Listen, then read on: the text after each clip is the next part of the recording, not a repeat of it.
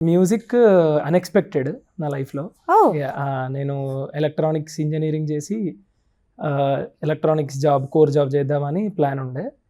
ఇంజినీరింగ్‌లో సడెన్‌గా మ్యూజిక్ వింటూ చాలా ఇష్టం పెరిగి మ్యూజిక్ పైన నేను కూడా ట్రై చేయొచ్చు కదా! నేను కూడా పాడొచ్చు కదా! అని అలా స్టార్ట్ మ్యూజిక్ చేశాను. వింటూ yeah! At the age of at the age of 19.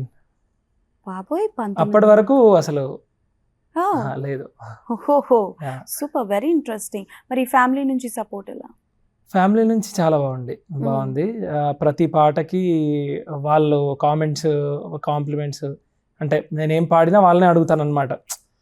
పాడిన తర్వాత ఎలా ఉంది అని. సో చాలా బాగా సపోర్ట్ చేస్తారు. ఏదైనా కాంపిటీషన్ అయినా ఏదైనా కంప్లీట్ ఫస్ట్ రౌండ్ ఆడిషన్స్ నుంచి సెలెక్ట్ అయ్యే వరకు వాళ్ళు నాతోనే ఉంటారు.